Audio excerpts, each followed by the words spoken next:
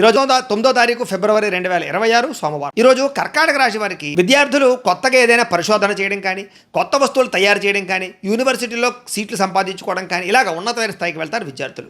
ఇక ఉద్యోగస్తులకి అధికారికంగా బాధ్యతలు పెరుగుతాయి, గౌరవప్రదమైన స్థానం మీకు లభిస్తుంది. వ్యాపారస్తులకి ఆటోమొబైల్ మరియు ఇనుముకి సంబంధించి ఐరన్కి రిలేటెడ్గా ఉండే వ్యాపారస్తులందరికీ ఈరోజు లాభాలు ఉన్నాయి.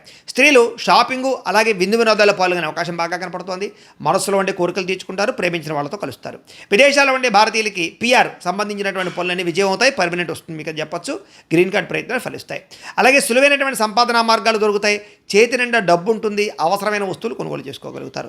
తాకట్టు పెట్టినటువంటి వస్తువులు విడిపించుకునే ప్రయత్నం చేయగలుగుతారు. నూతన వాహనాలు వస్తువులు కొనుగోలు చేస్తారు. కొత్త ప్రదేశాలు సందర్శిస్తారు. కుటుంబంలో ఉన్నటువంటి తగాదాలన్నీ తగ్గుతాయి. సోదరీమణులతో కలిసి సంతోషంగా కాలం గడుపుతారు. మీ మీద ఉన్నటువంటి నిందారోపణలు తగ్గుతాయి, గౌరవ మర్యాదలు పెరుగుతాయి. అనారోగ్య సమస్య నుంచి బయటపడగలుగుతారు. వైద్యంలో మార్పు తెచ్చుకుంటే అనుకూలిస్తుంది మీకు. మీరు ప్రేమించిన వ్యక్తిని లేదా మీరు ఇష్టపడుతున్నటువంటి వ్యక్తులకి ఏదైనా బహుమతులు అందించడం కానీ, లేదా ఇద్దరి మధ్య బంధం బలపడడం కానీ, శారీరకంగా కలవడం కానీ చేస్తారు. భార్యాభర్తలు కలిసి ఏదైనా సొంతంగా వ్యాపారం చేద్దామనే ఆలోచనలు పెరుగుతాయి, ఖచ్చితంగా చేయగలుగుతారు. నర్సరీలు, పూల మొక్కలకు సంబంధించినటువంటి వ్యాపారస్తులకి ఈరోజు లాభంగా కనపడుతోంది. భవిష్యత్తు గురించి భయం తగ్గి ఉత్సాహం పెరిగి పనిచేస్తారని చెప్పచ్చు. శివుడు అంటే మీకు ఇష్టమైతే కనుక ఆయన్ని తలుచుకుని ఒకసారి లైక్ చేయండి, ఆయన ఆశీస్సులు లభిస్తాయి. అలాగే రేపటి రాశి ఫలం కూడా మీకు రావడానికి సబ్స్క్రైబ్ చేసుకుని ఫాలో అవ్వండి. ఇక్కడ కనపడుతున్నటువంటి ఈ లింక్ మీద మీరు క్లిక్ చేసినట్లయితే ఈరోజు ఇంట్లో శివుడికి ఎలా పూజ చేసుకోవాలో వీడియో వస్తుంది. ఆ వీడియోని ఎదురుగుండా పెట్టుకుని మీ ఇంట్లో ఈరోజు శివ పూజ చేసుకోవడం వల్ల మీకు ఈరోజంతా శుభప్రదంగా ఉంటుందని తెలియజేస్తూ లైక్ చేయడం మాత్రం మర్చిపోకండి.